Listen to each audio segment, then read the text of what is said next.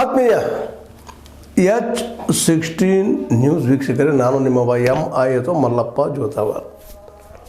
West Indies ಒಂದು ಕಾಲಕ್ಕೆ ಹೆಸರು ಕೇಳಿದರೆ ಸಾಕು, ಅದರಲ್ಲೂ ಪ್ರಮುಖವಾಗಿ ಲಾಯ್ಡ್, ರಿಚರ್ಡ್ಸ್, ಲಾರಾ, ಕಾಳಿಚರಣ್, ಎಂಥ ಅದ್ಭುತ ಬಾಲರಲ್ಲೇ ಮಾರ್ಷಲ್, ಬರೀ ಹೆಸರು ಕೇಳಿದ್ರೆ ಸಾಕು ಗಾಬರಿ ಆಗ್ತಾಯಿತ್ತು.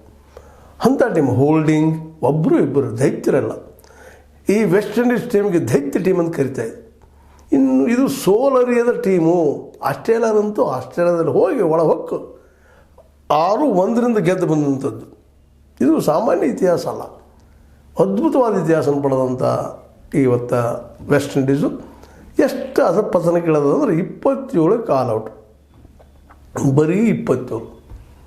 ಅದರಲ್ಲೂ ಫಾಸ್ಟ್ ಬಾಲರ್ಸ್, ವಿಶೇಷವಾಗಿ ವೆಸ್ಟ್ ಇಂಡೀಸ್ದಲ್ಲೇ ಫಾಸ್ಟ್ ಬಾಲರ್ಗೆ ಹೆಲ್ಪ್ ಆಗುವಂಥ ಪಿಚ್ಗಳನ್ನು ತಯಾರು ಮಾಡಿರ್ತಾರೆ. ಕಬ್ಬಿನ ಕಡಲಿದ್ದಂಗೆ ಅವು ಸಡನ್ನಾಗಿ ಬೌನ್ಸ್ ಆಗುವಂಥವು, ಮುಖಕ್ಕೆ ಬರುವಂಥವು. ಪಾಪು ನಾಡ್ಕರ್ನಿ ರಿಟೈರ್ ಆಗಿ ಹೋಗ್ಬಿಟ್ರು ಆ ಫಾಸ್ಟ್ ಬಾಲಿಂಗಿಗೆ. ಅದ್ಭುತವಾದ ಆಟಗಾರರು ಅವತ್ತು, ಮತ್ತು ಭಯಂಕರ ಆಟಗಾರ. ಹೀಗಾಗಿ ಇವತ್ತಿಗೂ ಸಿದ್ಧ ಆ ವೆಸ್ಟ್ ಇಂಡೀಸ್ ಆ ಅಂದಿನ ದಿನಗಳು ನೆನಪಿಸ್ಕೊಂಡ್ರೆ ಮೈ ನಡುಕ್ತದೆ. ಅದರಲ್ಲೂ ಮಾರ್ಷಲ್ ಅಂತ ಇವತ್ತಿಲ್ಲ ಮಾರ್ಷಲ್, ಅವ್ರ ಬಾಲಿಂಗ್ ಅಂತೂ ಭಯಂಕರ. ಇನ್ನೂ ಕೆಲವರು ಬರ್ತಾಯಿದ್ದಾರೆ, ಅವರೆಲ್ಲ ಗಾರ್ನರ್ ಅಂತಾಳೆ, ಇನ್ನೊಬ್ಬರು ಬರ್ತಾಯಿದ್ದಾರೆ, ಭಾಳಷ್ಟು ಜನ ಬಂದು ಹೋಗಿದಾರಲ್ಲ. ಹೀಗಾಗಿ ಒಂದು ಕಾಲಕ್ಕೆ ಭಯಂಕರ ಅಂತ ಟೀಮ್ ಇವತ್ತು ಈ ಮಟ್ಟಕ್ಕೆ ಯಾಕೆ ಬಂತು ಅನ್ನೋದು ಪ್ರಶ್ನೆ ಹೊಡೆದದ. ಅದೇನರಲ್ಲಿ ವೆಸ್ಟ್ ಇಂಡೀಸ್ 27 ರನ್ನಿಗೆ ಔಟ್ ಆಗಿದೆ. ಸ್ಟಾರ್ಕ್ ಮತ್ತು ಬೊಲಾಂಡ್ ಬೌಲರ್ಗಳು ರುದ್ರ ಭೀಕರವಾಗಿ ತಾಂಡವಾಡಿದ್ದಾರೆ. ಒಬ್ಬರಂತೆ ನಮ್ಮ ಏನಪ್ಪ ಮಿಚೆಲ್ ಸ್ಟಾರ್ಕ್ ಅವರ 9 ಓವರ ಅದರಲ್ಲಿ 6 ವಿಕೆಟ್ಗಳನ್ನು ಗಳಿಸ್ಕೊಂಡಾರ. ಬೊಲಾಂಡ್ ಅವರು ವಿಶೇಷವಾಗಿ ಏನಪ್ಪ ಅಂತ ಬೊಲಾಂಡ್ ಅವರು ಹಾಕಿದ್ದು 2 ಓವರ 3 ವಿಕೆಟನ್ನು ತೆಗೆದುಕೊಂಡಿದ್ದಾರೆ. ಇಲ್ಲೇ 9 ವಿಕೆಟನ್ನು ತೆಗೆದುಕೊಂಡಿದ್ದಾರೆ ಒಟ್ಟಿನಲ್ಲಿ. ಹೀಗಾಗಿ ಇವತ್ತು ಜಗದ ಅತ್ಯಂತ ಕಡಿಮೆ ಸ್ಕೋರ್ ಮಾಡಿದಂಥ ಟೀಮ್ ವೆಸ್ಟ್ ಇಂಡೀಸ್ ಆಗಿದೆ. ಅದಕ್ಕೆ ಇದಕ್ಕೆ ಉತ್ತರ ಏನು ಅಂತಂದ್ರೆ, ಇದಕ್ಕೆ ಉತ್ತರ ಕಾಲನ ಕೊಡಬೇಕಾಗ್ಯದ. ಯಾಕಪ್ಪ ಅಲ್ಲಿ ಬರಲಿಲ್ಲ ಲಾಯ್ಡ್ನಂತ ಒಬ್ಬ ಕ್ಯಾಪ್ಟನ್? ನೀವು ಫಸ್ಟ್ 2 ವರ್ಲ್ಡ್ ಕಪ್ಗಳು ನೆನಪಿಸ್ಕೊಳ್ರಿ. ಒನ್ ಡೇ ಇದ್ದಾಗ ಸ್ಟಾರ್ಟ್ ಆದಾಗ ಲಾಯ್ಡ್ ಮತ್ತು ಅವ್ರು ಎದುರಾಳಿ ಯಾರಪ್ಪ ಅಂತಂದ್ರೆ ಆಸ್ಟ್ರೇಲಿಯಾ ಮತ್ತು ಇಂಗ್ಲೆಂಡ್. 2 ಫಸ್ಟ್ ಆಸ್ಟ್ರೇಲಿಯಾ, 2ನೇದು ಇಂಗ್ಲೆಂಡ್. ಅವರು 2 ಸೋಲಿಸಿದ್ದು. 3ನೇದು ಒಂದು ಅದ್ಭುತ, ಆ ಮಾದರಿ ಕಪಿಲ್ ದೇವ್ ಸೋಲಿಸಿದ್ದು. ಅವ್ರು ಅಪರಾಧದಿಂದ ಸೋತಿದ್ದವರು. ಸಹಜವಾಗಿ ಆಡಿದ್ರೆ, ಒಂದು ಸ್ವಲ್ಪ ನಿಂತು ಆಡಿದ್ರೆ ಅವ್ರು ಗೆಲ್ತಿದ್ರೋ ಏನೋ. ಲಾಯ್ಡ್ ಆ ಫಸ್ಟ್ ಟೈಮ್ ಸೋತಿದ್ದು ಇತಿಹಾಸದಲ್ಲಿ ಕಹಿ ನೆನಪು ಅವ್ರಿಗೆ. ಅದನ್ನು ಎಂದೂ ಅರಿಸ್ಕೊಳ್ಳಿಲ್ಲ. ಅದರ ನಂತರ ಭಾರತಕ್ಕೆ ಬಂದಂಥ ಅವ್ರು ವೆಸ್ಟ್ ಇಂಡೀಸ್ ಟೀಮ್ದವರು ಅವತ್ತು ಯಾವ ರೀತಿಯಾಗಿ ಸೋಲಿಸಿದ್ರು ಅಂದರೆ ಇಂಡಿಯನ್ಸನ್ನು 5-0 ಟೆಸ್ಟ್ಗಳನ್ನು ಗೆದ್ಕೊಂಡು ಹೋಗಿಬಿಟ್ಟಿದ್ರು. ಅವತ್ತು ಸ್ವೀಪ್ ಮಾಡಿದ್ರು. ಅವತ್ತು ಅಂಥ ದೈತ್ಯ ಆಟಗಾರರು ಇವತ್ತು ಬರ್ತಾರೆ ವೆಸ್ಟ್ ಇಂಡೀಸ್ದಲ್ಲೇ ಅನ್ನುವಂಥದ್ದು ಅದು ಭಾಳ ಕಷ್ಟ.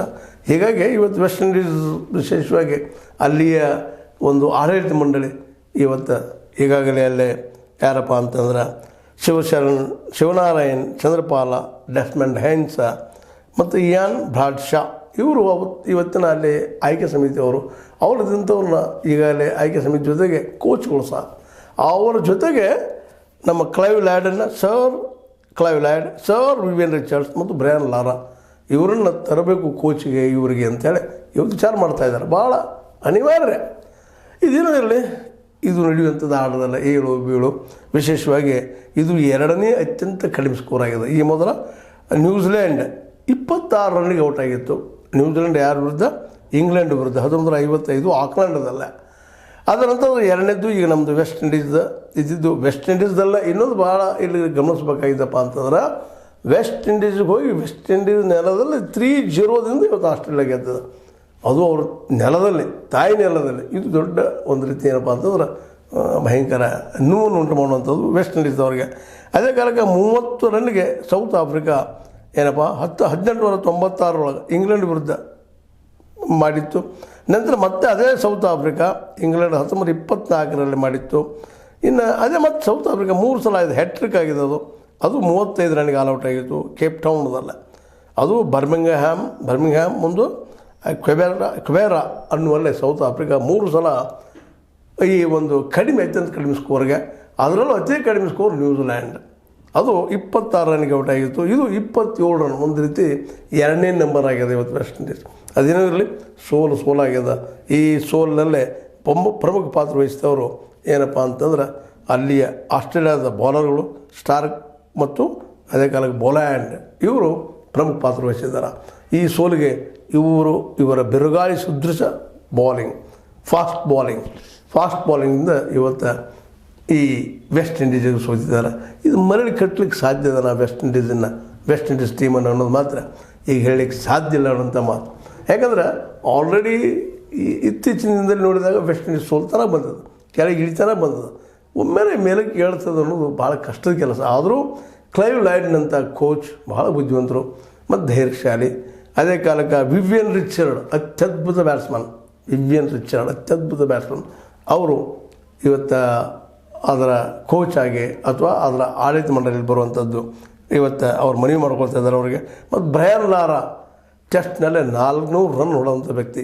ಇವರೆಲ್ಲರೂ ಬರೋ ಜೊತೆಗೆ ಬೌಲರ್ಗಳು ಬರಬೇಕಾಗಿದ್ದಲ್ಲ, ಯಾಕಂದ್ರೆ ಬಾಲಿಂಗ್ ವೀಕ್ ಆಗಿದೆ ಏನೋ ಅಂತೇಳಿ. ಯಾಕಂದರೆ ಈಗ ಇಲ್ಲಿ ನಡೆದಂಥ ಈ ಒಂದು ಎಲ್ಲಪ್ಪ ಅಂತಂದ್ರೆ ಅದು ವಿಶೇಷವಾಗಿ ಕಿಂಗ್ಸ್ಟನ್, ಇದು ವೆಸ್ಟ್ ಇಂಡೀಸ್ದಲ್ಲೇ ಅಲ್ಲೇ ನಡೆದಂಥ ಸ್ಕೋರ್ಗಳು ನೋಡ್ರಿ. ಮೊದಲೇ ಇನ್ನಿಂಗ್ಸ್ದಲ್ಲೇ 70 ಓವರ್ಗಳಲ್ಲಿ 225, ಮುಂದೆ ವೆಸ್ಟ್ ಇಂಡೀಸು ಮೊದಲನೇದರಲ್ಲೇ 52.2, 1 ಓವರ್ದಲ್ಲಿ 143 ಹೊಡಿತದ. ಎರಡನೇ ಇನ್ನಿಂಗ್ಸ್ದಲ್ಲೇ ಏನಪ್ಪ ಅಂದ್ರೆ 30 ಓವರ್ಗಳಲ್ಲಿ 121 ರನ್ ಹೊಡಿತದೆ. ಅದು ದೊಡ್ಡ ಸ್ಕೋರ್ ಏನಲ್ಲ, ಆದರೆ ಇದು ಏನಪ್ಪ ಅಂತಂದ್ರೆ 27ಕ್ಕೆ ಎಲ್ಲ ವಿಕೆಟ್ ಔಟ್ ಆಗ್ತಾಯಿದ್ದಾವೆ ವೆಸ್ಟ್ ಇಂಡೀಸ್ದು. ಹೀಗಾಗಿ ಸೋಲಾಗ್ತದೆ. ಈ ಎಲ್ಲ ನೆಲೆಯಲ್ಲಿ ಬ್ಯಾಟಿಂಗ್, ಬೌಲಿಂಗ್, ಫೀಲ್ಡಿಂಗ್ ಪ್ರತಿಯೊಂದು ಒಂದು ವಿಷಯದಲ್ಲಿ ವೆಸ್ಟ್ ಇಂಡೀಸ್ ಇವತ್ತು ಎದ್ದು ನಿಂತಿತ್ತ ಅಂತೇಳಿ. ಯಾಕೆ ನಿಲ್ಲಬಹುದು, ನಿಲ್ಲಂತಲ್ಲ. ಯಾಕಂದರೆ ಅಲ್ಲಿಯ ವಿಶೇಷವಾಗಿ ಈ ಒಂದು ಅವರ ಆಕಾರ, ಅವರ ಬೆಳವಣಿಗೆ, ದೈತ್ಯ ರೀತಿಯ ಒಂದು ಸ್ವಭಾವ ಮತ್ತು ಫಾಸ್ಟ್ ಅವರಲ್ಲಿ ಇನ್ನೂ ಸಹಜವಾಗಿ naturally they are the fit persons to the spelling of that one, the fast bowling.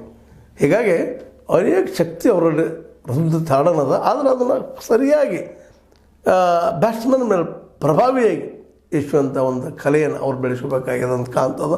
ಏನೂ ಇರಲಿ, ಈ ಸೋಲ ವೆಸ್ಟ್ ಇಂಡೀಸ್ಗೆ ಭಾಳ ಅಪಮಾನಕರ ಆಗಿದ್ದು ಅನ್ನೋದು ಮಾತ್ರ ಅಷ್ಟ ಸತ್ಯದ. ಒಟ್ಟಿನಲ್ಲಿ ವೆಸ್ಟ್ ಇಂಡೀಸಿಗೆ ಮರಳಿ ತನ್ನಂತ ಕಟ್ಕೋಬೇಕಾಗಿದೆ, ಸಾಧ್ಯದನಾ ಅನ್ನುವಂಥ ಪ್ರಶ್ನೆ. ಆಲ್ರೆಡಿ ಆಸ್ಟ್ರೇಲಿಯಾ, ಇಂಡಿಯಾ, ನ್ಯೂಜಿಲೆಂಡ್ ಒಂದು ಕಾಲಕ್ಕೆ ಸೋಲೋ ಟೀಮ್, ಅದು ಯಾರ ಮುಂದೆ ಸೋಲುವಂಥದ್ದು. ಇವತ್ತು ಸಾಮಾನ್ಯ ಬಾಂಗ್ಲಾದೇಶ ಗೆಲ್ಲುವಂಥ ಟೀಮ್ ಆಗಿದೆ. ಮತ್ತು ಇವತ್ತು ಏನಾದರೂ ಇದ್ದರೆ ಇವತ್ತಿನ ಮಟ್ಟ ನೋಡಿದ್ರೆ ವೆಸ್ಟ್ ಇಂಡೀಸು ಇದು ಒಂದು ರೀತಿಯಿಂದ ಭಾಳ ಕೆಳಮಟ್ಟಕ್ಕೆ ಹೋಗಿ ಮುಟ್ಟದ ಅನ್ನುವಂಥದ್ದು ಸ್ಪಷ್ಟ ಆಗ್ತಾ ಹೋಗ್ತದೆ. ಏನೋ ಇರಲಿ, ವೆಸ್ಟ್ ಇಂಡೀಸಿನ ಸೋಲು ವೆಸ್ಟ್ ಇಂಡೀಸರಿಗೆ ಒಂದು ರೀತಿಯಿಂದ ಬಹುದಿನಗಳವೇ ನೆನಪಿಡುವಂಥದ್ದು ಇದು. ಅದರಲ್ಲೂ ಅಲ್ಲಿಯ ಫ್ಯಾನ್ಸ್, ಅಭಿಮಾನಿಗಳಂತ ಏನು ಕರಿತೀವಿ, ಅಭಿಮಾನಿಗಳು ವೆಸ್ಟ್ ಇಂಡೀಸ್ದ ಅಭಿಮಾನಿಗಳು. ಮೊದಲು ನಮ್ಮ ಗವಾಸ್ಕರ್ ಹೋದಾಗ ಇವರು 5 ಫೂಟ್ 2 ಇಂಚ್ ನೋಡಿ ನಗ್ತಾ ಇದ್ದರು. ಇವರು ವಿರುದ್ಧವಾಗಿ ದೈತ್ಯ ಬಾಲ್ ಎಸ್ದಾಗ ಅವರು ತಲೆಗೆ ಈಸಬೇಕಂದ್ರೆ 5 ಫೂಟ್ 2 ಇರೋದ್ರಿಂದ ಸಹಜವಾಗಿ ಬಾಲ್ ತಲೆ ಮೇಲೆ ದಾಟಿ ಹೋಗೋದ್ರಿಂದಾಗಿ ಅವ್ರು ಹೆಲ್ಮೆಟ್ಸ್ ಹಾಕ್ಕೊಳ್ತಾ ಇರಲಿಲ್ಲ. ಇವನ ಆಟ ನೋಡಲಿಕ್ಕೆ, ನಮ್ಮ ಗವಾಸ್ಕರ್ ಆಟ ನೋಡಲಿಕ್ಕೆ ಇಡೀ ವೆಸ್ಟ್ ಇಂಡೀಸ್ ಜನ ಬಂದು ನಿಲ್ತಾಯಿದ್ರು. ಹೇಗೆ ಆಡ್ತಾನಪ್ಪ ಇವನು ಅಂತೇಳಿ. ಅಂಥ ಒಂದು ದೈತ್ಯ ಆಟಗಾರರು, ಅಲ್ಲಿ ಜನನೂ ಅಷ್ಟು ಪ್ರಿಯರು ಕ್ರಿಕೆಟ್ ಮೇಲೆ. ಅವ್ರಿಗೆಲ್ಲರಿಗೂ ಇವತ್ತು ಆಘಾತ ಆಗ್ಯದ.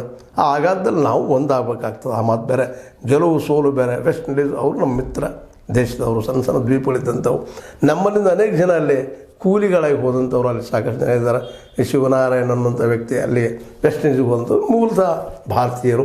ಹೀಗಾಗಿ ಒಟ್ಟಾರೆಯಾಗಿ ಇವತ್ತು ವೆಸ್ಟ್ ಇಂಡೀಸ್ ಮರಳಿ ಕಟ್ಟುವಂಥ ಕೆಲಸವನ್ನು ನಮ್ಮ ಲಾಯ್ಡ್ ಜೊತೆಗೆ ರಿಚರ್ಡ್ಸ್, ಅದ್ರ ಜೊತೆಗೆ ನಮ್ಮ ಲಾರಾ ಮಾಡ್ತಾರ ಅನ್ನೋ ದೊಡ್ಡ ಪ್ರಶ್ನೆ. ಮಾಡಬಹುದು, ಅವರಂಥ ಶಕ್ತಿ ಅದ, ಮತ್ತದು ಸಾಧ್ಯಗಳಿದ್ದಾವೆ ಅಂತ ಹೇಳ್ತಾ ವೆಸ್ಟ್ ಇಂಡೀಸ್ ನೋವಿಗೆ ನಮ್ಮ ಪ್ರೀತಿಯ ಮುಲಾಮು ಹಸ್ತ, ಜೊತೆಗೆ ಗೆದ್ದಂಥ ಆಸ್ಟ್ರೇಲಿಯಾಗೆ ಇನ್ನಷ್ಟು ಬೆಳೀಲಿ ಅನ್ನುವಂಥ ಮಾತನ್ನು ಮಾತಾಡ್ತಾ 27 ರನ್ನಿಗೆ ಔಟ್, ಈ ಮಾತನ್ನು ನೆನಪಿಟ್ಟುಕೊಂಡು ಕ್ರಿಕೆಟ್ನಲ್ಲಿ ಏನು ಬೇಕಾದ್ದು ಆಗ್ಬೋದು. ಅತ್ಯಂತ ಮೇಲಕ್ಕೆ ಇರೋದು ಕೆಳಗೂ ಬರ್ಬೋದು, ಕೆಳಕ್ಕೆ ಇಡೋದಂಥ ಮೇಲೂ ಇರ್ಬೋದು. ಇದು ಅನ್ಸರ್ಟನ್ ಗೇಮ್ ಅನ್ನೋದು ಮತ್ತೆ ನೆನಪಿಸ್ತಾ, ನಿಮಗಿದು ಲೈಕ್ ಆಗಿರ್ಬೋದು, ಲೈಕ್ ಮಾಡಿ, ಶೇರ್ ಮಾಡಿ, ಕಮೆಂಟ್ ಮಾಡಿ, ಜೊತೆಗೆ ಸಬ್ಸ್ಕ್ರೈಬ್ ಆಗೋದನ್ನು ನಿಲ್ಲಿಸಬೇಡ್ರಿ. H16 ನ್ಯೂಸ್ ಅರ್ಥಾತ್ ಇದು ಸತ್ಯದ ಕೈಗಂಡಿ ವಂದನೆಗಳು.